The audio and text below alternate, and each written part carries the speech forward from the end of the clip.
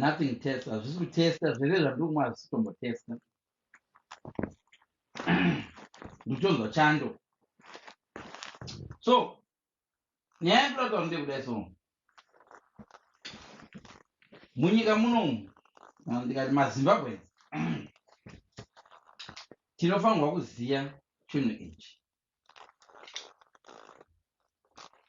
Mazimbabwe tinofanirwa kuziya chinhu ichi kuti maachievements haafanani, maachievements haasi same level, right? Kune umwe munhu anga asingatarisirwa kuroorwa kana kuti munhu anozikanwa kuti uyuyu anga achihura kana kuti akaroorwa, it's an achievement. Munhu iyeye akaroorwa, it's an achievement. Chinopa kuti ive achievement ndechekuti hapana anga achitarisira kuti munhu yaite izvozvo, right? Zvinhu zvimwe zvamunotora iri achievement kwaari kune imwe family zvinhu zviri normal. Manwana license chaichaio, license kune vamwe vanhu iachievement, license iachievement zvaizvo kutonzoita party, but kune vamwewo vanhu drivers license it's a normality. Zvinhu saka hausatombonzwa kuti dzimwe nguva mazimba, dzimwe nguva anonzwa muzimba achiti iwe ndingava kudhiraivha. Kwaari koko kudriving it's an achievement.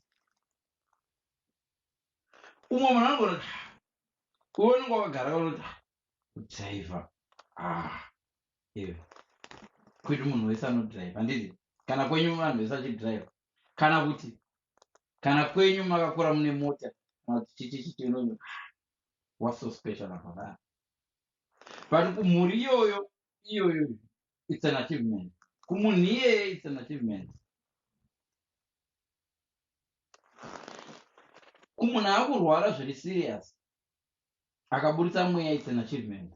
Munhu ari pakoma akaburitsa mweya it's an achievement. But kuvanhu vagara vachingoburitsa mweya vachifamba vanongoti hakotiko. Ndona. So problem nemazimbabwe ndeyekuti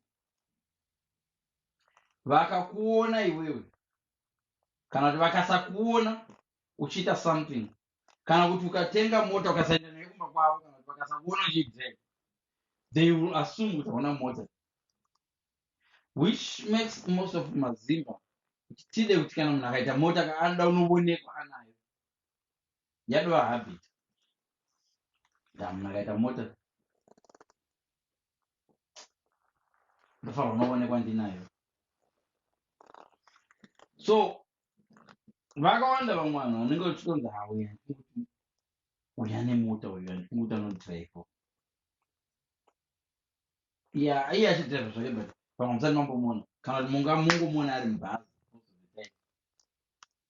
kana kuti dzimwe nguva unoona kuti dzimwe nguva vanhu vanoramba naso, kana kuti mukadzi anobuda marriage onzi iwe zvitorere zvako license yako, zvitorere zvako license yako iwewe ugadzire upenyu hwako. Vamwe vanhu vanoona senge kutora license kugadzira upenyu ndo achievement yavo iyoyo. Zvishuwa inenge ichitora achievement because zvinosiyana. Nomanje kunyika dzakaita sana UK kuno munhu anenge achingori disabled anotopiwa mota asingagoni driver asingadi. Kana ukangowana driver wako kana uri disabled, registered disabled, uina driver wako, you can actually get a car. And sometimes kana uchitogona driver, you can actually get a car as a disabled person. Saka ukazosanganiwa newe manje nevaya vanomoti kudriver iachievement, vanoti akapenga kauya ane mota mwana. Saka achievement yekuraini kwako, achievement yekumba kwenyu, achievement yekunyika kwenyu haifanani neachievement yevamwe vanhu. Ende dzimwe dzenguva ukaita public nemaachievements ako, if you go public nemaachievements ako, you may embarrass yourself kuti uchingoti wachiva something ka kune vamwe mwana anoti zviri normal kwedu izvi, but iwe unogona kusazviona.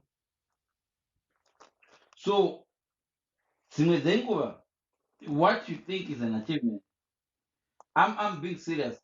There is this other person akanditi iwe ndingakudhiraivheko zvino, ndingakudhiraivheko zvino. And then I said, kwakazosiya masters yake here yaita.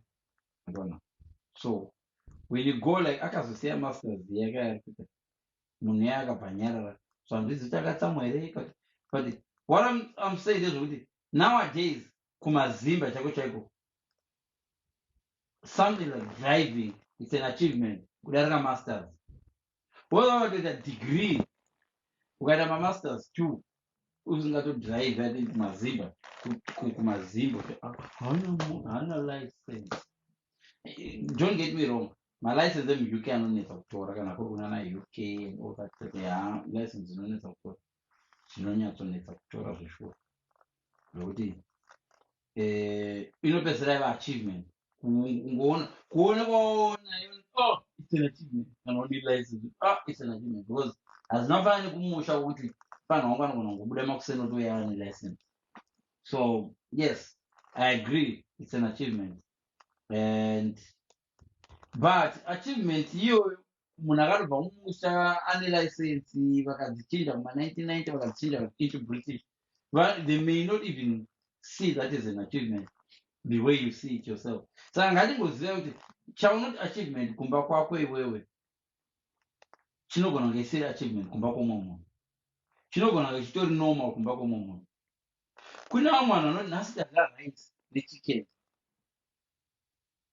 handiti inenge iri achievement kudya rice nechicken. Vamwe vokunana malava vachidya rice nechicken daily, vamwe vanhu vachiita rice chicken every day. Kwenyu kumba inogona kunge iri achievement, tazodya rice nechicken. We all know that we used to do that kumaruzevha kuti todya mupunga